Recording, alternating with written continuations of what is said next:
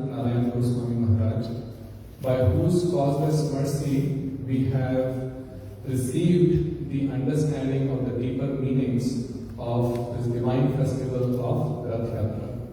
And then my humble obeisances unto the divine lotus feet of Sripad Bhaktivedanta Goswami Maharaj, who, following in the footsteps of Shri Gurudev, is taking this transcendental understanding to so many places in the world. In 2-3 days, he's going to be in Brazil, doing a huge Rath Yatra there in Sao Paulo. So we're very fortunate that today, on this auspicious day of Rath Yatra, we are in the association of Maharaj, who has been talking about Rath Yatra and the deeper meanings behind it. And this is so fundamental to the understanding of the Gaudiya Siddhanta, that why the devotees are pulling the Rath from Nilachal to Gundicha, as we discussed yesterday also. And Prabhuji quoted just one verse that Mahaprabhu sang in front of the Rath. But before Mahaprabhu said this verse, he asked Swarup Damodar Goswami to speak. When the Rath came out and the Lord saw Lord Jagannath, when Chaitanya Mahaprabhu saw Lord Jagannath, he was overcome with transcendental ecstasy. And he was dancing so beautifully and sweetly in front of the Lord, tears rolling down his eyes, he was rolling on the ground. And then he looked at Swarup Damodar and asked him to chant. And understanding the mood of Mahaprabhu, Shri Swarup Damodar sang, Satai Prananatha Painu, that today I have attained the association of my beloved. Yar lagi madan dahane jhuri gene. For such a long time, my heart was burning because of this Cupid. I was not able to see my beloved, and today I have finally taken his darshan. So Mahaprabhu, hearing this, was very pleased, and then he chanted this verse from Sahitya Darpan. And hearing both of these two, Shri Rupa Goswami composed a beautiful verse.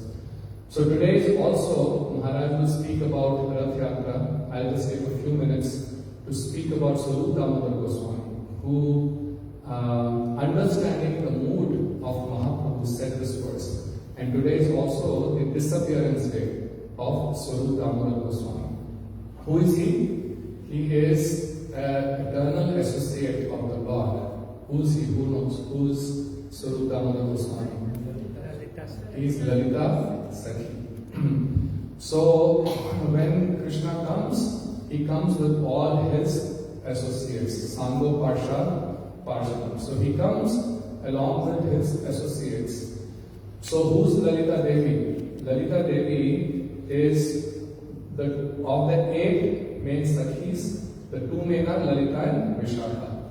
And among them also Lalita ji is very special, because she's always keeping an eye on Srimati Radhika, that she does not become subservient to Krishna very easily. So Lalita is from the Vam Bhag, Vam Amud. So where they do not easily become pleased by Krishna.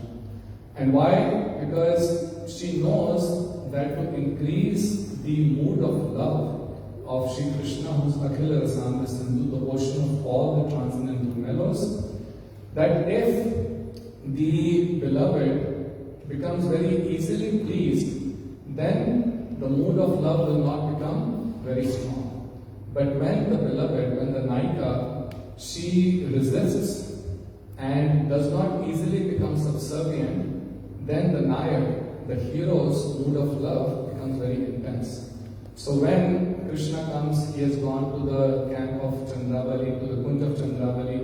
When he comes, so Lalita ji is telling Srimati Radhika that make sure that don't become very easily tricked by the pleadings of this Dhurta, who is a debauchee. Because she knows that Srimati Radhika's heart is like butter.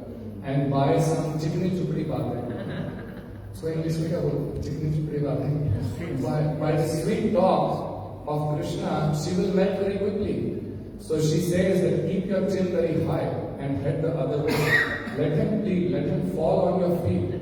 So she is very much strict about this so that Srimati Radhika does not become very easily controlled by Krishna. And actually her man controls Krishna, and unless he falls down at his feet.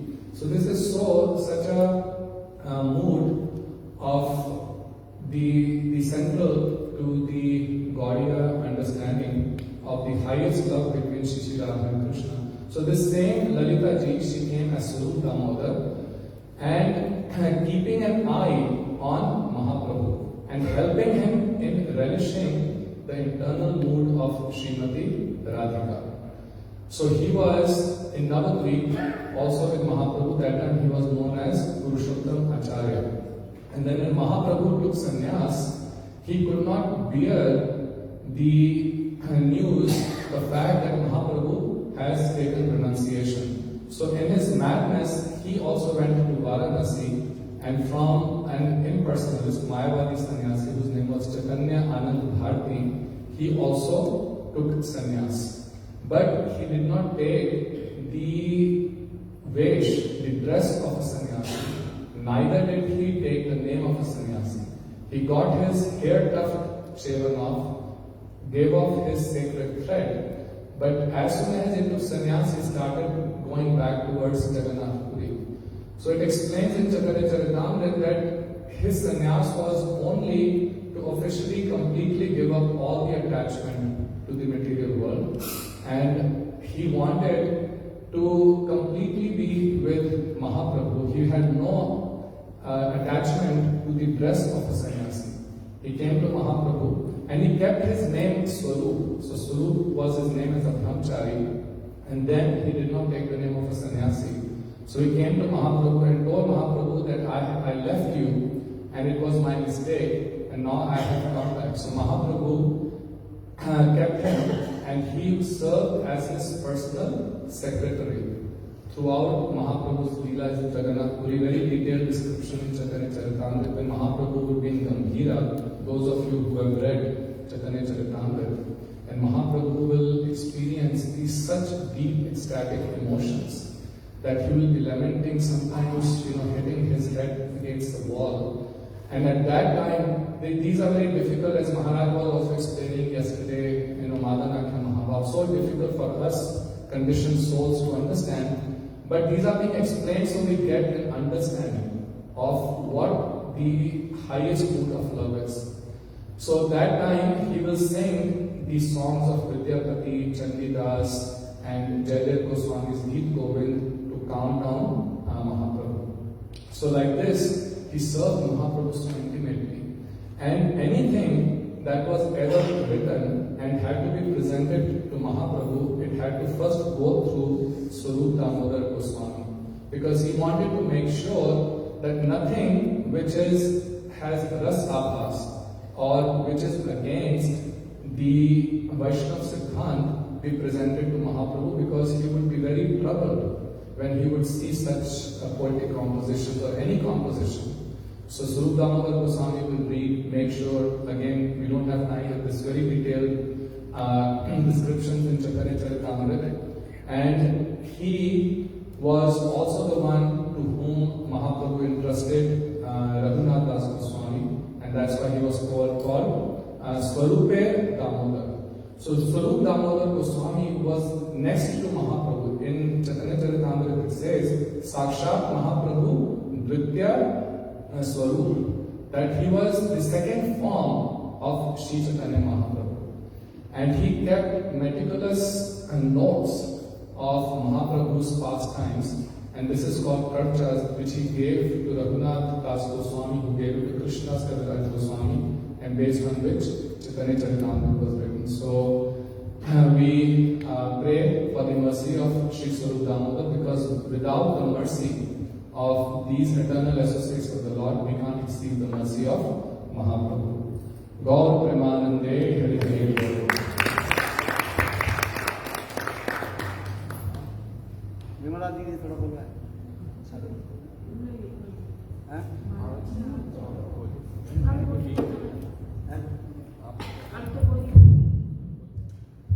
आप लोग तो मुझे थोड़ा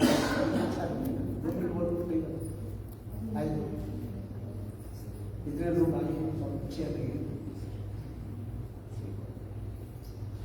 आज आज महाराज जी आज last day है ना आज अभी तक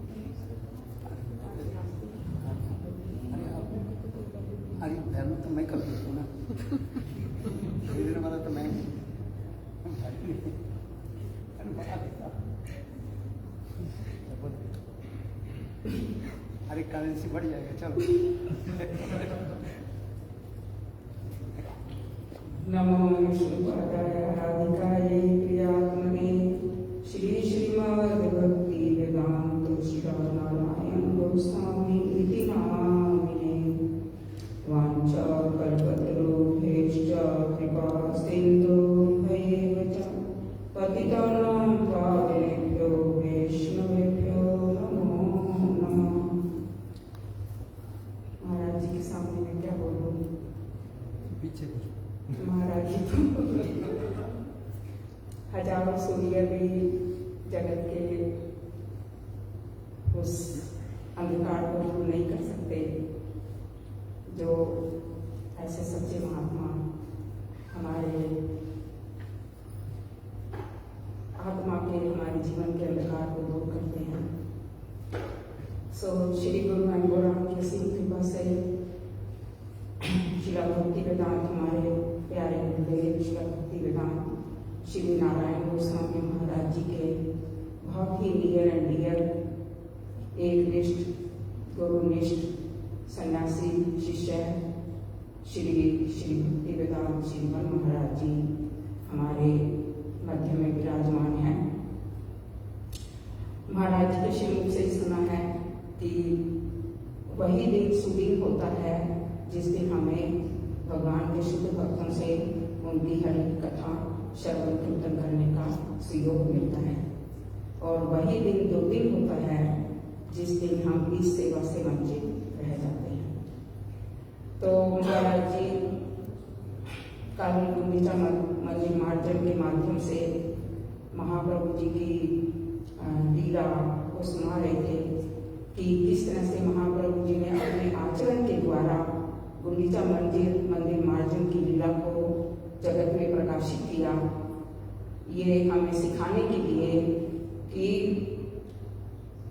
जब तक हमारा हृदय रूपी मंदिर शुद्ध नहीं होगा भगवान राधा गोविंद जी जगन्नाथ जी हमारे हृदय में विराजमान नहीं होंगे। तो हमारे अंदर जितने भी ये अनर्थ हैं, अनर्थ मतलब क्या? अर्थ होता है जिसकी कोई वैल्यू हो और अनर्थ मीन्स बिल्कुल यूजलेस, जिसकी कोई भी वैल्यू नहीं हो। तो हमारे अंदर जितने भी अनर्थ है, काम, क्रोध, लोभ, मोह, मद मात्सर्य हैं, इतने अत्याचार, प्रयास, सृष्टि प्रजन, नियमाग्रह है, ये जितने भी हमारे अंदर वेग, दोष, अनर्थ जो हमारे अंदर कोटि कोटि जन्मों से हमारे हृदय पटल पर इतने मोटी मोटी परतें उनकी पड़ी हुई है, उनको मार्जन करना कोई साधारण बात नहीं है। और जब तक ये मार्जन नहीं होगा जगन्नाथ जी भगवान हमारे हृदय में प्रवेश नहीं कर सकते। लेकिन एक उपाय हमारे गुरु वैष्णवों ने दिया है कि अभी प्रभुपाद जी का गुरु जी का कोट कि निरंतर कृष्ण नाम करने से और निरंतर साधु संग में हरि कथा श्रवण कीर्तन करने से ये अनर्थ धीरे धीरे जा सकते हैं। This is the only solution. तो महाराज जी पूज्यपाद श्री भक्ति वेदांत महाराज जी सारे विश्व में महाप्रभु जी की वाणी का शुद्ध भक्ति का प्रचार कर रहे हैं और ये साधु संग बड़ा ही दुर्लभ है और इतने ये साधु इतने उदार चित्त पतित पावन अदोषदर्शी होते हैं कि मतलब कोई भी हमें दोष नहीं देखते हैं और हमारी दोषों को ना देखते हुए द्वारों पर लगा करके हमारी मनोवृत्ति को भगवत सेवा की तरफ उन्मुख कर देते हैं। मतलब ये इनकी अहेतुकी कृपा है, अहेतुकी कृपा है। तो हमारी महाराज जी के चरणों में, गुरुदेव के चरणों में प्रार्थना है कि हम पर ये कृपा बनाए रखें और हमें अपनी सेवा में लगाए रखें। हरे कृष्ण।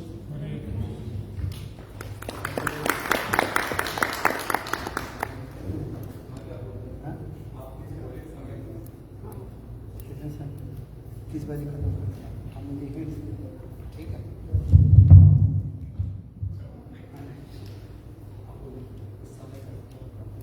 समय का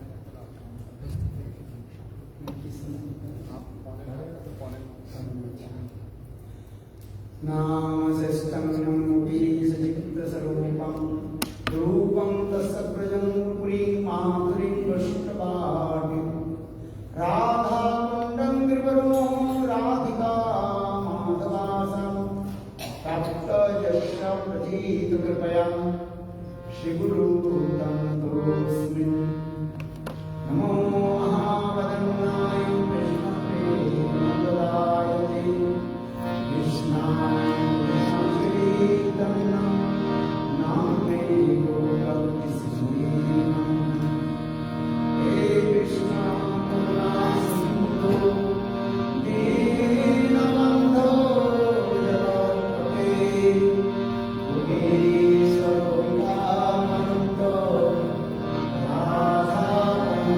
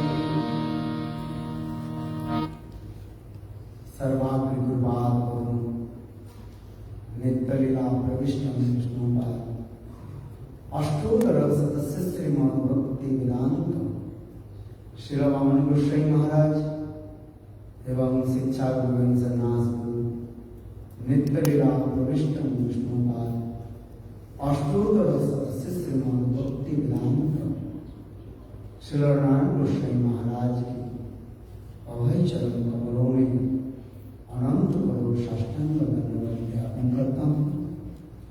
तत्पश्चात नित्यलीला प्रविष्टं विष्णुपाद अष्टोत्तर सदस्य श्रीमद् भक्ति वेदांत स्वामी महाराज श्री भक्ति डॉक्टर श्रीधर गोसाई महाराज श्री भक्ति पंडित गोसाई महाराज श्री भक्ति विज्ञान भारती गोसाई महाराज एवं उपस्थित समस्त वैष्णव के चरण कमलों में प्रणाम शिकार हो परम स्नेहशिला मातृवृंद एवं सज्जनवृंद सभी की चरण कमलों में मैं दंडवत प्रणाम करता हूँ। आज बहुत सुंदर पवित्र दिवस है। आज जगन्नाथ जी की रथ यात्रा उत्सव हम मना रहे हैं। बहुत सुंदर है जगन्नाथपुरी में किस प्रकार रथ यात्रा मनाया जाता है। विशेष करके चैतन्य महाप्रभु की प्रकट लीला में ऐसे सुंदर भाव को चैतन्य महाप्रभु प्रकट करते थे। इसके वर्णन करना ब्रह्मा आदि बड़े बड़े देवताओं के लिए भी संभव नहीं। इसी कड़ी में दो एक शब्द के द्वारा गुरु वैष्णव के मुखारविंद से जो श्रवण करने के लिए सौभाग्य प्राप्त होते उसी के निकट आपके निकट बोलने के लिए मैं केवल प्रयास मात्र कर रहा हूं। यहाँ पर विग्रह आदि दर्शन करके बहुत प्रसन्न होता है। क्रम के अनुसार भी यहाँ पर विग्रह आदि जो है स्थापना की गई है। बहुत सुंदर जो है गुरुदेव की आनंद में ये विग्रह जो है दर्शन आदि कर रहे हैं। बहुत सुंदर मर्यादा पुरुषोत्तम स्वयं भगवान रामचंद्र की यहाँ पर स्थापना की। बहुत सुंदर ये कथाएं भी है। बोलने तो बहुत समय लगता है कि थोड़ा भी संक्षेप में इसे करूं। भगवान रामचंद्र की क्या कहा जाता है? मर्यादा पुरुषोत्तम। नित्य धाम में कैसे सुंदर आदि विधान होती है। शायद आप लोग भी जानते हैं क्या हुआ। एक बार नित्य वैकुंठ धाम में भगवान रामचंद्र की महिमा कीर्तन हो रहा था। जहां पर बड़े बड़े ऋषि मुनि लोग उस रामलीला की कथा श्रवण करके उनके आंखों से आंसू की धारा प्रवाहित करने लगे। कोई साधारण रामचंद्र की कथा की साधारण नहीं है। अत्यंत करुणांत भगवान रामचंद्र जिस कथा को सुन करके समस्त ऋषि मुनियों की जो जिस आंखों की धारा में जो है अश्रु के जो है उसकी कमंडूल में रखा गया था और अंत में वही जो है जलधारा को जब प्रवाहित करने लगे उसी से प्रकट हुए सरयू नदी। क्या कहा जाता है? सरयू नदी की प्रकट है। आप लोग अयोध्या भी गए होंगे। आप देखो दोनों तरफ अयोध्या की दोनों तरफ जो है घरघरा नदी है। कौन सा नदी है?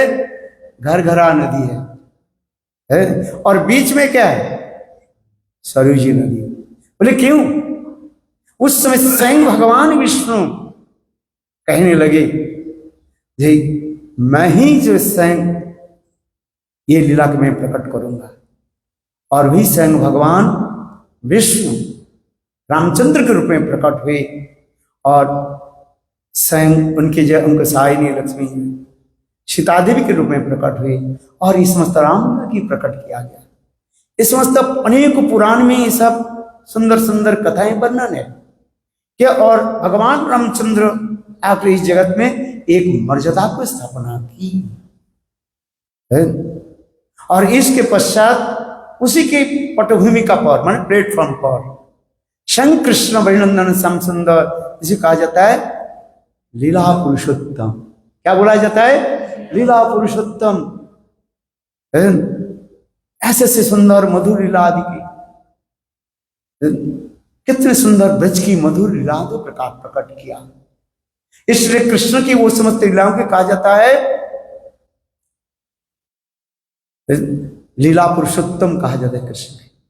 और इसके उसी लीला के और भी आगे माधुर्यता रूप प्रकट करते हुए वही स्वयं कृष्ण भजनंदन श्याम सुंदर राधा जी के भाव और कांति लेकर के गौरांग के रूप में प्रकट हुए हैं।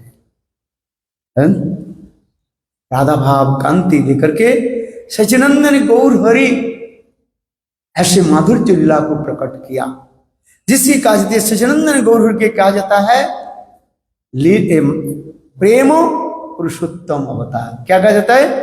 प्रेम पुरुषोत्तम, मर्यादा पुरुषोत्तम जो दर्शन करे भगवान राम लक्ष्मण भरत शत्रुघ्न, ये कहते मर्यादा पुरुषोत्तम। और बीच में लीला पुरुषोत्तम, ऐसे सुंदर लीला आदि करते जा रहे। और इसके पश्चात अभी सचिनंदन गौर हरि गौर नित्यानंद की प्रकट ये पर है। कितने सुंदर विग्रह है हमारे सचिनंदन गौर हरि प्रेम पुरुषोत्तम अवतार कहा जाता है। जगत के लोगों के लोग जो है प्रेम के बारे में बहुत कम लोग जानते तो है किंतु उसकी संख्या बहुत कम है। और उसी प्रेम को सचिनंदन गौर हरि कैसे जगत में प्रकट कराया। विशेष करके आज हम जो हमारे प्रभु जी ने जो कथा सुनाया कितने सुंदर मधुर भाव की प्रकट करा रहे हैं। चैतन्य महाप्रभु उस स्वयं कृष्ण राधा जी की भाव और कांति लेकर के और ऐसे मधुर रस स्वयं आस्वादन कर रहे हैं और भक्तों की आस्वादन करा रहे हैं। वास्तव रूप में यह हम जो रथ यात्रा की कथा हम श्रवण कर रहे हैं, ये रथ यात्रा की तात्पर्य क्या है, सिग्निफिकेंस क्या है? यह हमारे मन रूपी रथ, उस मन रूपी रथ में और हृदय रूपी सिंहासन में हमारे प्राण गोविंद को बैठाना है और बैठा करके कहां तक ले जाना है? वृंदावन की ओर चलना है। रसमय भूमि, प्रेममय भूमि, ऐसे सुंदर जो माधुर्य भूमि वृंदावन में हमें पहुंचना है। यह हमारे सचिनंदन गौर हरि स्वयं कृष्ण और राधा भाव में विवाहित होकर के हमें दर्शा रहे हैं किस प्रकार गोविंद की कैसे नित्य गोलोक वृंदावन में ले जाना है। एक साधक किस प्रकार धीरे धीरे अपने चित्त के निर्मल करते हुए और अपने हृदय रूपी सिंहासन में गोविंद के बैठ करके कैसे जाते और भावना सर्वोत्तम भावना को चैतन्य महाप्रभु ने प्रकट किया जिसके कहा जाता है ब्रज अर्कत्व भाव कहा जाता है। इस जगत की कथा नहीं है, ये सब सिद्ध जगत की कथा। इस श्रीमद् भागवत में महामुनि सुखदेव गोस्वामी एक श्लोक के द्वारा ही प्रकट कर दिया। अनुग्रहायो भक्तानां मानुषं देहमांसितम भजते तादृश क्रीड़ा जा सुत्वा तत्परो भवेत्। कितना सुंदर, अत्यंत महत्तर गहरी पूर्ण श्लोक है। ये साधारण श्लोक नहीं है। अनुग्रहाय भक्तानां, स्वयं भगवान नित्य गोलोक वृंदावन धाम से अपने परिकरों के साथ धामों के साथ इस जगत में प्रकट कराते हैं। क्यों? इस कथा की कोई श्रवण करे, दर्शन करे, स्मरण करे और उससे वो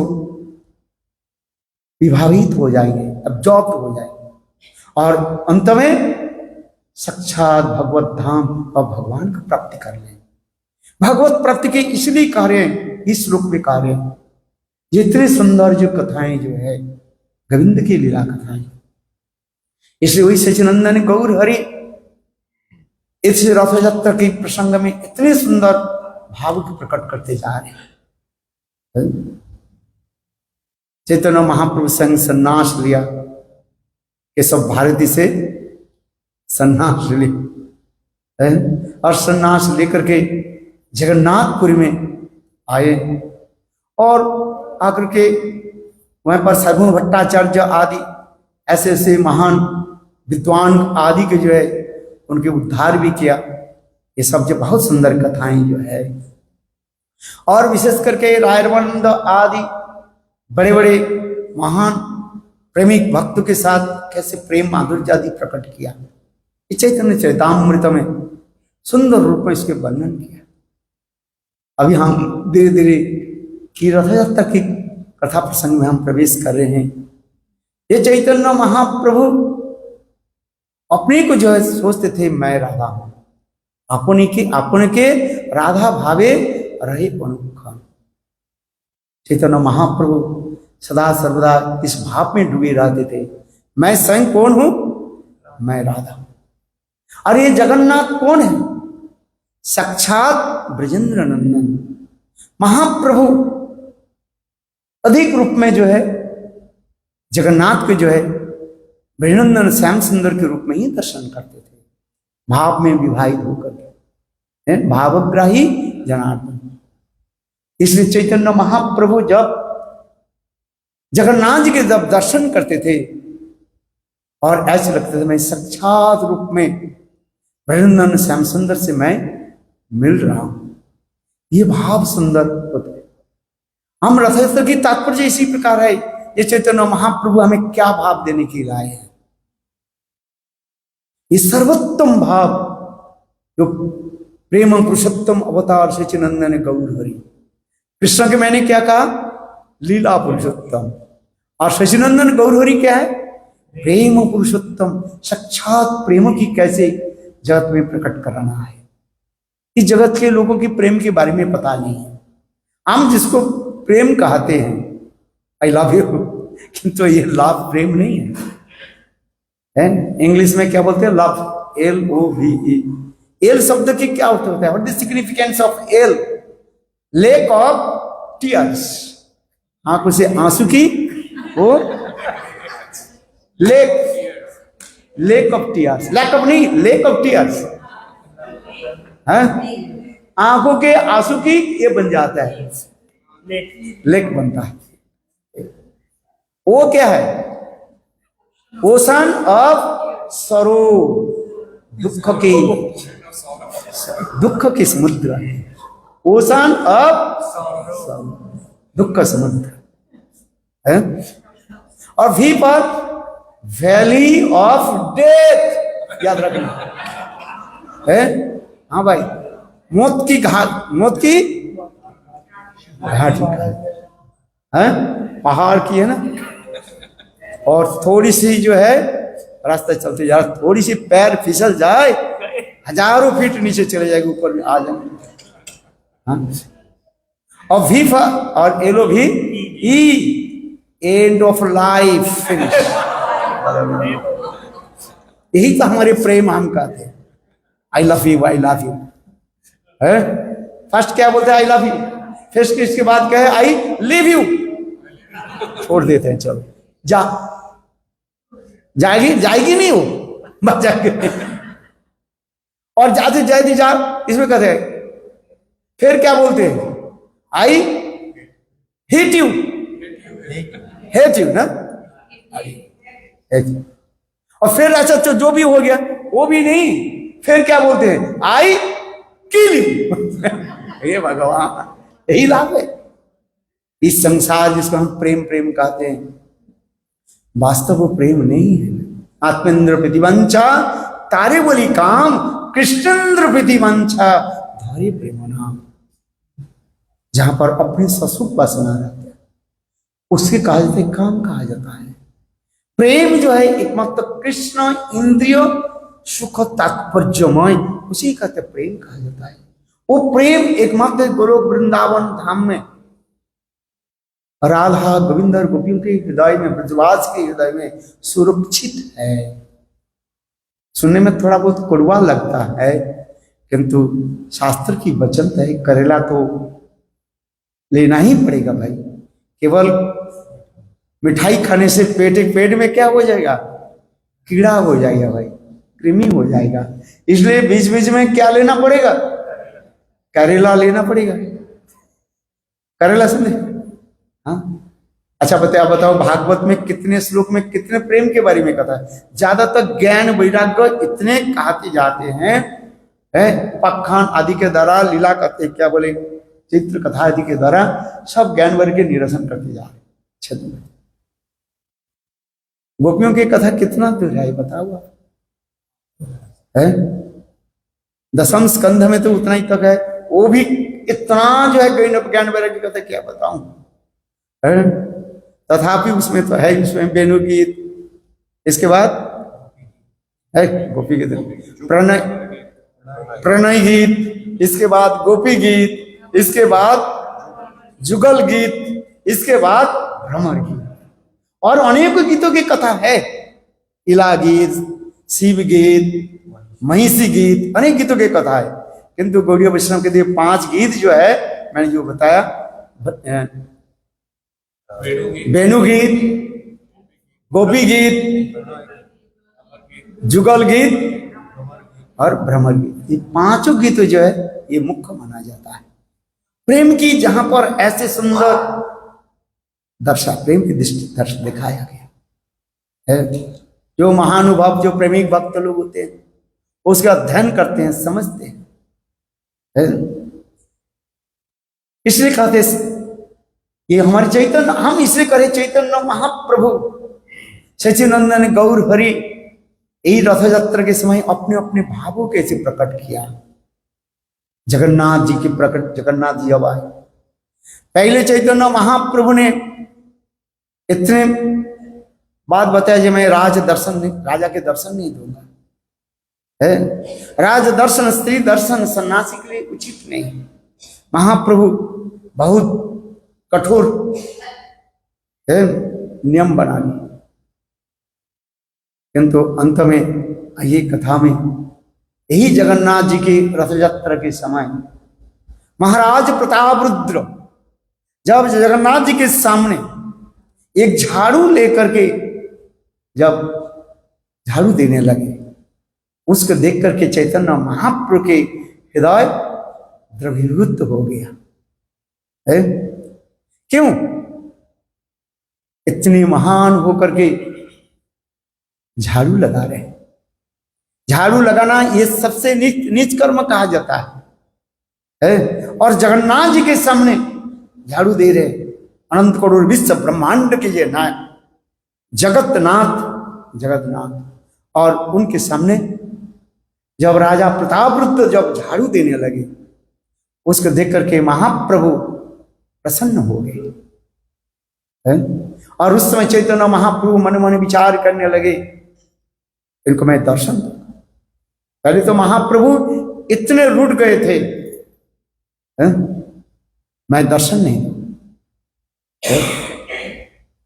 किंतु देखो जब जगन्नाथ जी के सामने जब राजा प्रताप जो झाड़ू देने लगे तो महाप्रभु प्रसन्न, सेवा, अपने समस्त अहंकार के त्याग दे करके कोई भगवान के निकट आ जाए तो भगवान उसके क्या करते हैं, अपने बाहु के द्वारा, भुजाओं के दर्श का आलिंगन कर लेते हैं। आगे कथा में वर्णन करेंगे समय हो तो, है बहुत सुंदर है, कितना सुंदर है, समस्त भावों के दर्शन करा रहे, यही जगह है। महाप्रभु बहुत दीनहीन होकर के जगन्नाथ जी की स्तुति आदि करने लगे।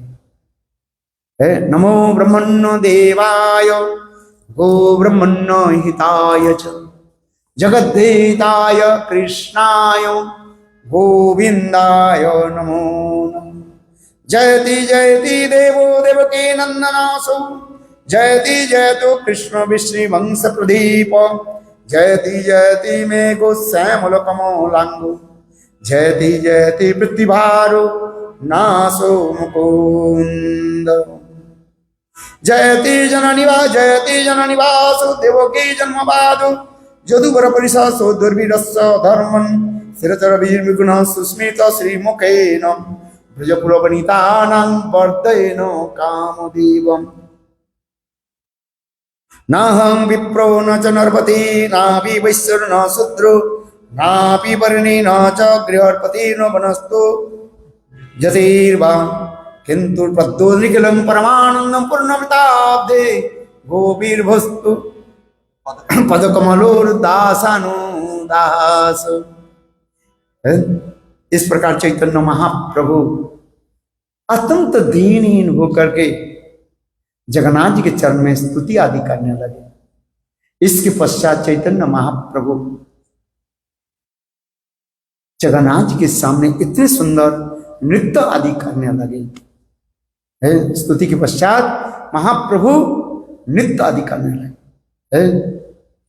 महाप्रभु अपने हाथ में 4 हाथ थे लंबे और इतने सुंदर सुदीर्घ उनके शरीर आजानु लंबित बाहु कनक पदातु संकीर्तन प्रेम इतने सुंदर जो उनके शरीर है आप सोच नहीं सकते हैं। हम लोग सब अपने हाथ में 3.5 हाथ ज्यादा नहीं है कोई है किंतु चैतन्य महाप्रभु अपने हाथ में कितने थे 4 हाथ लंबे थे और इतने सुंदर उनकी तप्त कंचन गौरांग इतने स्वरूप जो है। और जब चैतन्य महाप्रभु जब 2 हाथ के भुजाओं के उठा करके जब नृत्य आदि करते थे तो ये पृथ्वी संपूर्ण रूप से क्या है भूचाल हो जाते टलमल होता जाता है और महाप्रभु के आंखों से आंसू के द्वारा सभी लोग भीग जाते थे। ऐसे वर्णन है चैतन्य चैतामृत में इतने सुंदर महाप्रभु की। और उस समय समस्त भक्त लोग महाप्रभु के साथ नृत्य आदि करते थे। 7 दल माने 7 जो है ग्रुप्स है जगन्नाथ जी के आगे पीछे महाप्रभु के साथ नृत्य आदि करते थे। अब सुंदर इसमें वर्णन है समय सक्से में क्यों बोलते जाते वो समय लगेगा है किंतु महाप्रभु स्वयं भगवान है और सारे ग्रुप में जाकर के महाप्रभु प्रकट हो जाते थे और सभी भक्त लोग सोचते हैं ये चैतन्य महाप्रभु मेरे पास है। जिस प्रकार कृष्ण ब्रज में रासलीला में समस्त गोपियों के निकट प्रकट हो जाते सब गोपियां सोचती थी ये कृष्ण मेरे पास है जिससे सुखदेव गोस्वामी पाद वर्णन कर रहे हैं। ये कुछ गोपियों के हो गया क्या सौभाग्य मत और राधा जी के क्या हो गया मान है। तो ठीक उसी प्रकार चैतन्य महाप्रभु इतने तेज गति से नृत्य आदि कर रहे हैं और सभी भक्त लोग सोचने लगे ये मेरे साथ है। इस प्रकार दंड नृत्य आदि कर रहे हैं और विशेष करके हमारे श्रीवास ठाकुर जो है श्रीवास ठाकुर और महाप्रभु की साथ मृदंग और नृत्य आदि कर रहे श्रीवास ठाकुर और संग राजा प्रतापरुद्र है इसमें वर्णन हो रहे हैं। राजा प्रतापरुद्र महाप्रभु के ऐसे सुंदर नृत्य आदि दर्शन कर रहे हैं और महाप्रभु राजा प्रतापरुद्र बॉडीगार्ड थे देवरक्षी कौन था हरिचंदन है बहुत मोटा गट्टा शक्ति बहुत विशाल शरीर उनके है और उस हरिचंदन के कांध पर हाथ रख करके कंध पर हाथ रख करके राजा प्रतापरुद्र महाप्रभु के ऐसे नृत्य दर्शन कर रहे थे और ठीक उसी समय श्रीवास ठाकुर क्या कर रहे नृत्य कर रहे इतने अभिष्ट होकर के नृत्य कर रहे कभी आगे आ रहे हैं कभी पीछे आ रहे हैं जब आगे चले जाते हैं फिर पीछे आ जाता है तो राजा प्रतापरुद्र की तरफ आ जाते हैं। तब उस समय राजा प्रतापरुद्र के जो देहरक्षी, कौन, क्या नाम बताया, हरिचंदन, वो बार बार श्रीवास ठाकुर के हाथ के द्वारा वो खेलने लगे। आगे किंतु देखो श्रीवास ठाकुर इतने नित्य में इतने आवेश थे, है, और वो बार बार जान गए। जब हरिचंदन जब उनको हाथों के द्वारा प्रसारित कर उनको ऐसे करने लगे, तो अब उस समय श्रीवास ठाकुर के हो गया क्या, क्रोध आ गया, और उन्होंने क्या कि जोर से एक थप्पड़ मार दिया। किसको, हरिचंदन। ये कोई साधारण नहीं है, ये मान लीजिए है, ये ब्रिगेडर के क्या बोलते कमांडर है, सेनाध्यक्ष का मान लीजिए, ये कोई साधारण नहीं है। अच्छा, सबके सामने उन्होंने मार दिया थप्पड़, इसलिए देखिए हरिचंदन उस समय हरिचंदन भी है अपने हाथ उठाया श्रीवास ठाकुर मारने के लिए। उस समय राजा प्रतापरुद्र कहने लगे ऐसे मत करो। ओहो, उस समय प्रतापरुद्र स्वयं कह रहे हैं तुम अत्यंत सौभाग्यवान हो, है, महाप्रभु के परिकर श्रीवास ठाकुर जी की हस्त स्पर्शत में प्राप्त किया, और उसमें कहते मेरे भाग में नहीं है। इसमें तो सुंदर वर्णन है, जिस समय भक्त लोग की ऐसी दशा हो है, तो महाप्रभु किस भाव में कैसे नृत्य आदि करते हैं, कौन वर्णन कर सकते हैं। चैतन्य चरितामृत में ऐसे सुंदर वर्णन होते जाते आ रहे हैं। फिर आते से चैतन्य महाप्रभु जब भावांतर हो जाते हैं, भाव इतने आगे चले जाते हैं, चैतन्य महाप्रभु सोच रहे हैं मैं राधा हूं। सुदीर्घ विप्रलंब के बाद, विरह के बाद अपने प्राणकांत गोविंद के साथ मैं मिल रहा हूं, ये भाव महाप्रभु के। क्या बोला, सुदीर्घ विप्रलंब के बाद, है अत्यंत विप्रलंब, ये ऐसे ही विरह उत्पन्न होता है। थोड़ा इसे तत्व सिद्धांत भी बोलना पड़ता है। 4 प्रकार के विप्रलंब होता है और 4 प्रकार के मिलन होता है, पूर्वराग, मान, प्रवास और प्रेम वैचित्र। और उसी प्रकार 4 प्रकार भी मिलन भी शास्त्र में बताया गया। एक है संकीर्ण, संक्षिप्त, संपूर्ण और समृद्धमान मिलन। नाट्य शास्त्र में, रस शास्त्र में इसके सुंदर रूप में वर्णन किया गया है। इस प्रकार 4 प्रकार जो विप्रलंब बताया, उसी प्रकार 4 करके 16 प्रकार के विप्रलंब होता है, और 16 प्रकार के मिलन भी होता है। इसमें बहुत सुंदर उज्जवल इन्होंने आदि ग्रंथ में इसमें तो वर्णन है, क्योंकि ये महाप्रभु की हम कथा जो श्रवण कर रहे हैं, मैं इसलिए इंट्रोडक्शन में यही बताया, ये महाप्रभु के लीला को क्या कहता है, प्रेम पुरुषोत्तम। चैतन्य महाप्रभु कौन है, प्रेम पुरुषोत्तम बता सचिनंदन गौर हरि। स्वयं प्रेम को जो है आस्वादन करके और जीवों के किस प्रकार आस्वादन कर रहे। कृष्ण तो लीला करते हैं, लीला पुरुषोत्तम कहते हैं, किंतु उस लीला की समझना सबके लिए संभव नहीं होता। दास सबको वात्सल्य हम समझ पाते हैं, किंतु जहां पर कृष्ण की गोपियों के साथ प्रेम क्रीड़ा आदि जो है, लीला आदि जो है, उसके समझना की बहुत कठिन हो जाता है, क्योंकि हमारे जड़ीय भाव आ जाता है। हम इस संसार जड़ जगत में ही है।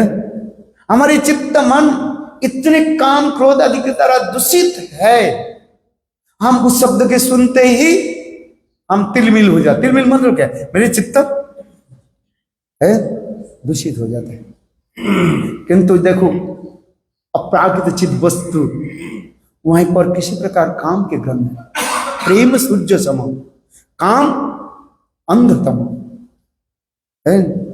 काम क्या है, अंधकार के भांति है, और प्रेम सूर्य के निर्मल झलमल झलमल सूर्य के रास रश्मि के भांति प्रकाशमान कहा जाता है।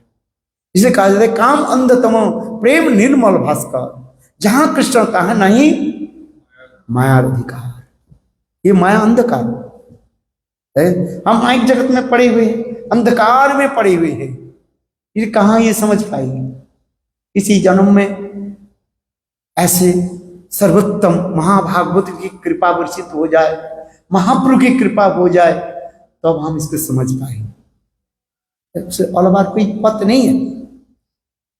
हम इसलिए करें चैतन्य महाप्रभु, अब कोई जगन्नाथ जी के दर्शन करके ऐसे विप्रलंब भाव को प्रकट करा रहे हैं। बहुत सुंदर ये समस्त कथा जो है। और ये महाप्रभु के भाव जानने वाले कौन थे? अकेला स्वरूप जाने चैतन्य, एकमात्र स्वरूप दामोदर जो है महाप्रभु के भाव के जानते थे।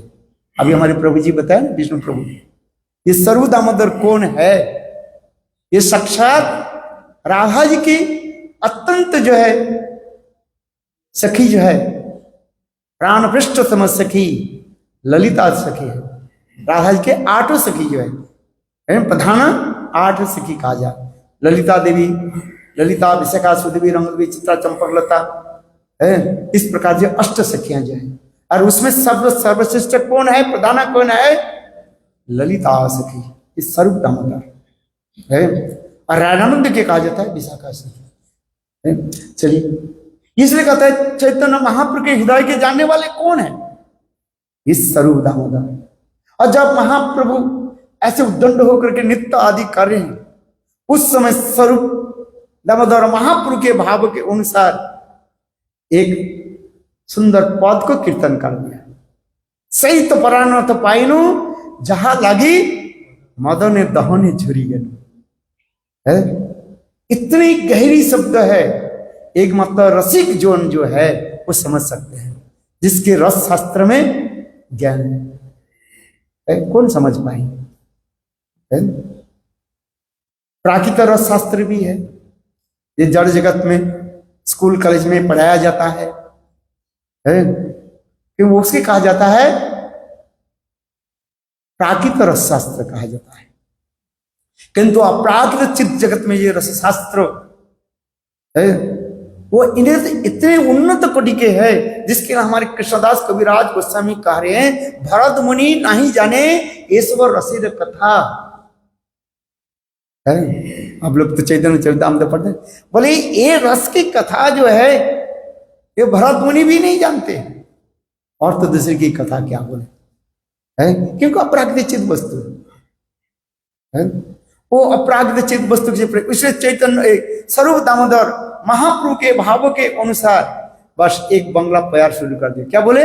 सही तो परान न तो पाइनु जहां लगी मदने दहने झुरी गए। वही पूर्वराग महाभावों की जो है ऐसी स्थिति आदि होती जा रही। सुदीर्घ विप्रलंब के पश्चात, विरह के पश्चात अपने प्राण प्रिय गोविंद के साथ मिलकर के हृदय में जो आनंद होता है, उस आनंद की महिमा कौन वर्णन कर सकते हैं, जिससे हमारे चंडीदास, विद्यापति आदि उनकी ग्रंथ में इसको थोड़ी थोड़ी व्याख्या भी किया है। आचर भरिया यदि मानी कपाई तबु हम पियारे दूर देसे न पठाई। कीर्तन बहुत सुंदर है। एक बात कोई सखी राधा जी की कहने लगी, हे राधे, तुम अपने प्राण प्रियतम गोविंद के साथ मिल रहे हो हैं? अच्छा एक बात सुनो, मैं अंचल भर करके, अंचल समझते, अंचल भर करके अनेकों मानी मणिक को तुम्हें मैं देती हूं, तुम्हारे अपने प्राणकंत गोविंद के 2 दिन के लिए मेरे पास भेज दो। उसमें राधा जी कह रही हैं, आचार भरिया यदि मानिक पाई तब हम पियारे दूर देसे ना पठाई। बहुत सुंदर है प्रेम की, इतने सुंदर भाव जो है हमारे चंडीदास, विद्यापति इस समस्त कीर्तन में व्याख्या किया है। जो रसिक जन जो होते हैं इसके अध्ययन करते जानते हैं प्रेम है क्या चीज। अपराकृत प्रेम कहा जाता है। ठंडी के समय हमें सबसे अच्छी चीज क्या लगता है? ओढ़ना है। और गर्मी के समय हमें क्या चीज लगती है? अच्छी लगता है? भीनी भीनी ठंडी हवा। बरसात में हमें क्या अच्छी लगता है? छत्र, बड़ी साल छा। वो कीर्तन में है, मैं तो सब बच्चे समय मारे चले जाएगा। भाव उसमें बहुत सुंदर है, कभी समय हो तो बताएं। है बड़ी साल छा है, सितेरो ओढ़नी पिया गिरी से बा। ग्रीष्म माने गर्मी के समय, माने ठंडी ठंडी हवा अच्छा लगता है ना। आजकल तो आप एसी चलाते हो, उस समय थोड़ी एसी थे। दरवाजा खोल देते हैं, बस ठंडी ठंडी मृदुमंद हवा चलती है, इसलिए कहा है इसमें। और बरसात काल में हमें सबसे क्या अच्छे लगता है? छत्र जो है कहते हैं बड़ी सार छा है। बहुत सुंदर, एक प्रेमों की इतनी सुंदर भावों में पर प्रकट होती जाए। और ठीक उसी प्रकार चैतन्य महाप्रभु इसी भाव में जने सही तो प्राणनाथ पाइनु मदन दहने झुरी गए। बस इस कथा के सुनते ही चैतन्य महाप्रभु और भी उद्दंड होकर के नृत्य आदि करने लगे। है देखो, फिर नृत्य करते करते चैतन्य महाप्रभु एक साहित्य दर्पण की एक श्लोक उच्चारण करने लगे। काव्य प्रकाश साहित्य दर्पण कर, ये जड़ कवियों की लिखा है। जैसे अभी प्रभु ने उस श्लोक के जी बताया, जो कौमार हर प्राकृतिक जगत में एक युवक युवती जिस प्रकार प्रेम में आबद्ध हो जाता है, ये स्वाभाविक है। युवती नांग यथा जुनो जुनंती युवती यथा, ये स्वाभाविक है। ये महापुरुष की मुख निश्चित वाणी है। युवती नांग यथा जुनो, एक युवा काल आने से क्या हो जाता है? ये स्वाभाविक रूप में एक युवती के प्रति आकृष्ट हो जाता है, और एक युवती भी एक युवक के प्रति आकृष्ट हो जाता है। ये स्वाभाविकता है, इसमें कई छल कपट नहीं रहता है। देह धर्म मनोधर्म है कि नहीं? सच बोलो कि नहीं है? ये स्वाभाविक वृत्ति है, किन जड़ जगत में बाहर हम रह रहे हैं, ये स्वाभाविक वृत्ति है। इसलिए महाप्रभु करें, युवती नांग यथा जुनो जुनंचो युवती यथा मनो अभिरत में, मनो में तई रति। उसी प्रकार मेरे मन स्वाभाविक रूप में रविंद्र के चरण में आकृष्ट हो जाए। देखो, तो उसी प्रकार इस साहित्य दर्पण काव्य प्रकाश ग्रंथ में वही जो युवती वो कह रही है अपने सखियों के निकट, कब? जब विवाह करके आई है, और विवाह के पश्चात उनके सारे सखियां जो है उनकी घेर करके बैठी है। कहते बताओ, तुम अपने ससुराल में गई, ससुराल में तुम्हें क्या चीज अच्छा लगा? स्त्रियों की एक स्वभाव होता है, विवाह के बाद सब घेर जाते हैं। अच्छा बताओ, तुम्हारे ससुराल कैसे लगा? कैसे सास है, कैसे ननद है, कैसे जेठ है, कैसे देवर है, ये उनकी ये होता है। इस कविता में इसमें वर्णन होते जा रहे हैं, मैं झूठ नहीं बोल रहा, यही तो बोल रहे हैं। श्रोत कथा उस समय वो कह रही है, वो युवती करे विवाह के पश्च करे, ले सकी देखो जिसके साथ मेरा अभी विवाह हुआ है, वो मेरा अभी क्या बने? पति बने, और मैं उनकी पत्नी बनी। किंतु देखो, हमारे विवाह होने के पहले, जब कौमार हरो, विवाह होने के पहले हम लोग किस प्रकार निवृत्त स्थान पर हम लोग बैठते थे। है प्रेम की ऐसी जड़ जगत की प्रेम है। हम कहां पर बैठते थे? रेवा नदी, तो रेवा बेतसी तरु तले, बोले रेवा नदी निकट में हमारे एक गांव था, और गांव के पास सुंदर एक नदी प्रवाहित होता था, और कार्य है। उस नदी के तट पर एक सुंदर जो है बेत के जो है झाड़ कहा जाता है, जैसे प्रभु जी ने बताया ना, बेत के झाड़, बेत समझते हो, बेत होता है ना, वो बांस होता है, बांस तो थोड़ा मोटा होता है, बेत जो होता है वो लंबी होता है, ऐसे पतली पतली होता है, और थोड़ा वो लंबी हो जाता है, ऐसे झुक जाता है और बिल्कुल जैसे कुंज बन जाता है। वो कह रही है हम लोग उस समय निभृत एकांत रूप में, माता पिता व गुरुजन की किसी को पता नहीं था, हम लोग दोनों और उस स्थान पर जाकर के बैठ जाते थे रात 10 बजे से लेकर के 2 AM बैठ जाता था।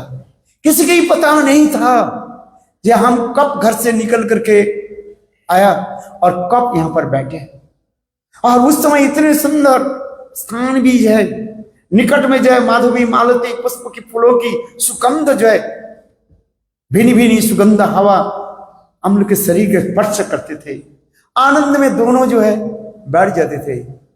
थोड़ी थोड़ी ठंडा हवा के होने के नाते हम दोनों क्या करते हैं, ओढ़नी के जो है दोनों एक साथ में कभार करके आच्छादन करके एक दूसरे से गले में गले बंधन करके बैठ जाते थे। और उसमें सुरत कथा लीला व्यपौ विधौ श्लोक में आ रहे हैं। और उस समय हम लोग इस समस्त जड़ जगत की प्रेम की कथा हम लोग वर्णन करते थे, प्रिया प्रियतम के जैसी होता था। और उस समय उतने सुंदर समय भी उसी था,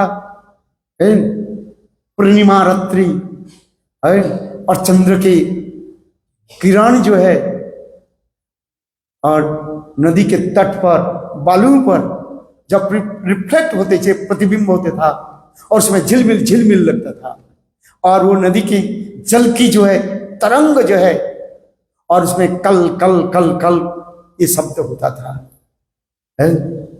और उस समय हम लोग जब एक साथ में बैठ करके ये समस्त जो संसार की जो कथा जो है, इसे कहता है सुरत कथा लीला विधौ, और उस कथा को हम लोग करते थे। उस समय हम लोग बैठते थे कितने, मानो 10 बजे से लेकर रात को 10 बजे से लेकर के 2 बजे तक 2 AM, कितने घंटा हो गया, 4-6 घंटा हो जाते। बोले हम लोग जैसे लगता है क्षणकाल हमें बैठे हुए हैं। और फिर हम लोग उस समय लौट करके घर में जा करके, वो अपने घर में जाते थे, मैं अपने घर में जाकर सोते, किसी को पता नहीं था। किंतु आज हमारे विवाह हो गया, वो कार्य है। अब आज हम दोनों एक साथ में मिल रहे हैं, बैठ रहे हैं, किंतु वो जो आनंद जो है वो आनंद हृदय में नहीं है। यही इसी कथा के भावार्थ है। ऐसे और तो बहुत कथा है, मैं बोलने तो इसे बहुत समय लग जाएगा। विश्वनाथ चक्रवर्ती टीका और ये टीकाकार कितने सुंदर वर्णन किया गया।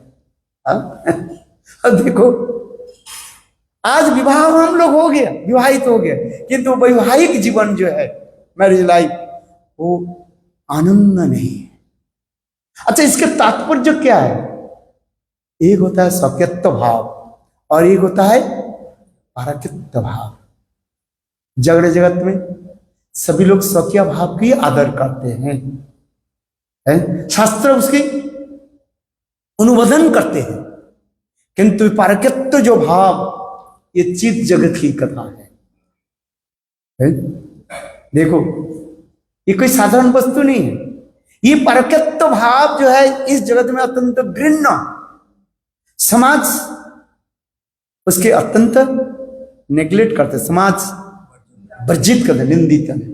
किंतु अपराकृत जगत में और उसी केवल गोलोक वृंदावन में वह जो अपराकृत जो प्रकृत भाव इतने मधुर है, क्या बोले। इसलिए कहता है इस जगत में जो वस्तु अत्यंत आदरणीय है, उस चित जगत में वो उतना ही निकृष्ट है, और चित जगत में जो वस्तु अत्यंत परम आस्पद है, और इस जगत में वो उतना ही घृण्य होता है। क्योंकि इस जगत क्या कहा जाता है?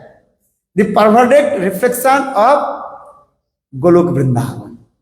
इसलिए इस जगत में हम जो कुछ भी देख रहे हैं ये सब क्या विकृत प्रतिफलन कहा जाता है? विकृत प्रतिफलन और कुछ नहीं है, किंतु उस चित्त जगत में उस निर्मल रूप में और प्रेम की सुंदर रूप में प्रकाशित होता है। इस जगत में माइक जगत में प्रकृति के जरा उसके नरकति हो जाता है, किंतु चित्त जगत में वो प्रकृत भाव राधा गोविंद की प्रेम की पराकाष्ठा दिखाते हैं। किंतु महाप्रभु सन्यासी होकर के इस कथा को क्यों बार बार क्यों बोल रहे हैं? ये स्वरूप दामोदर जानते थे। और उस साल कौन आ गया था? रूप गोस्वामी पाद। सबके चित्त भ्रमित होने लगे। महाप्रभु सन्यासी होकर के ये जड़ कथा को क्यों कीर्तन क्यों कर रहे हैं? सन्यासी कभी जड़ चिंतन आदि ना करें, विशेष करके स्त्री पुरुषों के जो है कदर्च भावों के चिंतन ना करें। आज सन्यासी शिरोमणि सच्चिदानंद गौर हरि और यही जो कुमार हो रहा, इस श्लोक के क्यों बार बार ये भाव को क्यों बता रहे? इसलिए जितने भी भक्त लोग थे सबके सिर घूमने लगे। समय हो गया, मैं बता समझ करते रहता हूं। यही रथ यात्रा की विशेष वैशिष्ट क्या दिखा रहे हैं, मैं तो बता रहा हूं। यह है क्या चीज? और उस समय रूप गोस्वामी पाद आए थे और उस रूप गोस्वामी पाद महाप्रभु के भाव को जान करके और रात में उसी भाव के अनुसार एक श्लोक के उन्होंने लिखा, प्रिय सो अयं प्रिय सो अयं कृष्ण सहचरी कुरुक्षेत्रे मिलित तथावम साराधा तदिव उभयो संगम सुखम तथा अपंत खेलन मधुर मुरली पंचम जुषे मनो में कालिंदी पुलिन विपिनाय स्पृहयति। बहुत सुंदरी भाव जय प्रभु गोस्वामी पाद अपराध दिव्य भावों को वह प्रकट किया महाप्रभु के भाव को जान करके। इतने सुंदर जो भाव राधा गोविंद की प्रेम की जो भाव वो प्रकट कर दिया। महाप्रभु इसी श्लोक के पढ़ करके इतने प्रसन्न हुए और रूप गोस्वामी पाद की भी आशीर्वाद करने लगे। और चैतन्य महाप्रभु स्वरूप दामोदर जितने भक्त लोग थे सबके कहने लगे तुम लोग भी इनकी आशीर्वाद करो। जिससे रूप गोस्वामी पाद सुंदर सुंदर विरुद्ध माधव नाटकम, ललित माधव नाटकम, अनेकों जो है माधुर्य रस ग्रंथ के जगत में प्रकट कराया। यही है रथ यात्रा की विशेष वैशिष्ट। हमारे महाप्रभु प्रेम के जो सर्वोत्तम भाव को प्रकट किया। राधा जी की सर्वोत्तम जो भाव क्या हो सकता है? इसलिए यही रथ यात्रा में चैतन्य महाप्रभु राधा जी को भाव जगत में प्रकट कराया और कैसे नृत्य आदि करने लगे। स्वयं राधा जी कैसे विरह में कृष्ण के प्रति कैसे उल्लाहनी भी देते हैं। औश्चते ललिनाभ पदार बिंदम जोगेश्वर यदि विचिंत अगाध बोधई संसार को पतितो उपलम। इस श्लोक के इतने सुंदर व्याख्या आदि करने लगे। ये समस्त बहुत सुंदर ये भाव रथ यात्रा प्रसंग आप पढ़िए। अब प्रेम की अपराध कौन सा प्रेम? जड़ प्रेम नहीं है। स्कूल कॉलेज में तो आप लोग जड़ शास्त्र पढ़िए, प्रेम शास्त्र सब पढ़ चुके हैं और सबके प्रेम के बारे में पता भी है। जैसे मैं लव के शब्द में आपको बता दिया है वो ये। किंतु अप्राकृत जगत में प्रेम क्या है उसके थोड़ी सी आप स्पर्श करें तो आपके हृदय आनंद में भर जाएगा। बोलो सच्चिदानंद गौर हरि की जय जय श्री राम। बोलो जय सच्चिदानंदन जय गौर हरि जय सच्चिदानंदन जय गौर हरि। नित्यानंद प्राण धन नदिया बिहारी नित्यानंद जय सच्चिदानंदन जय गौर हरि जय सच्चिदानंदन नित्यानंद प्राण धन नदिया बिहारी नित्यानंद प्राण धन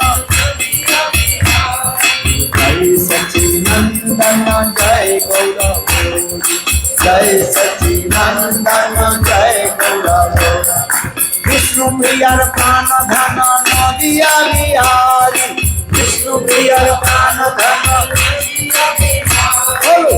नदिया बिहारी जय नदिया बिहारी नदिया बिहारी जय बोलो जय सच्चिदानंद जय गौरव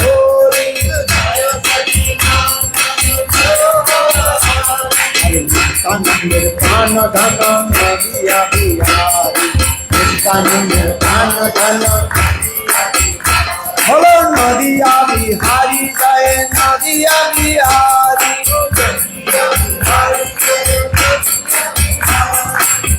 सच्चिदानंद जय गौरव जय सच्चिदानंद जय सच्चिदानंद जय गौरव जय सच्चिदानंद विष्णु प्रिया प्राण धन नदिया बिहारी विष्णु प्रिया प्राण धन बोलो जय जगन्नाथ जय जगन्नाथ जय जगन्नाथ जय बलदेव जय सुभद्रा जय बलदेव बोलो जगन्नाथ स्वामी नैनपतगामी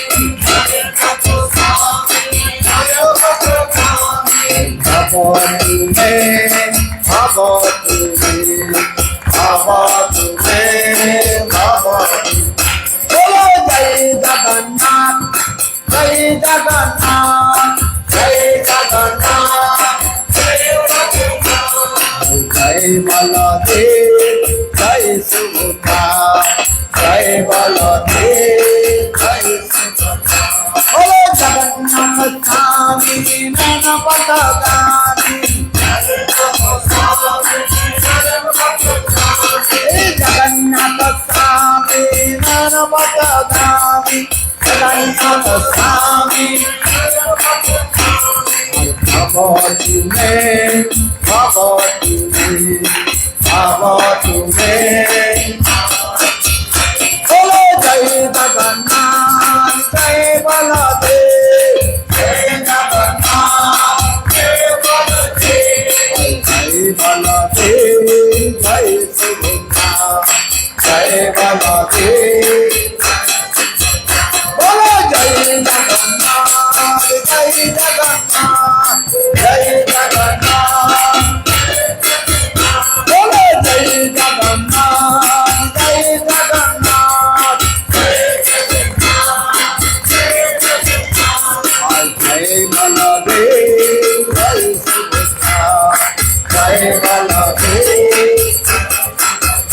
बोलो जय जगन्नाथ जय जगन्नाथ जय जगन्नाथ जय बलदेव जय सुभद्रा जय बलदेव बोलो जगन्नाथ स्वामी नैनपतगामी बोलो जगन्नाथ स्वामी नैनपतगामी जगन्नाथ भवतु मे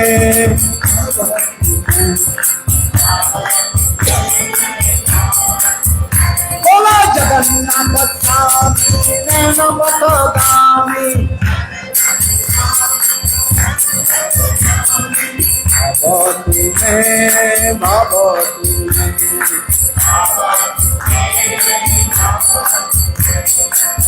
2 सेकंड के लिए आप लोग खड़े हो जाइए। आप ये मानिए आप लोग जगन्नाथपुरी में है और जगन्नाथ जी के सामने जैसे चैतन्य महाप्रभु नृत्य करते कीर्तन में 2 सेकंड केवल आप कीर्तन देखो, आप लोग के आनंद आ जाए है। आप लोग भी चले जाएंगे, हम भी चले जाएंगे है, किंतु देखो आपकी ये स्मृति रहेगा है। बोलो जय जगन्नाथ जय बलदेव जय जय जगन्नाथ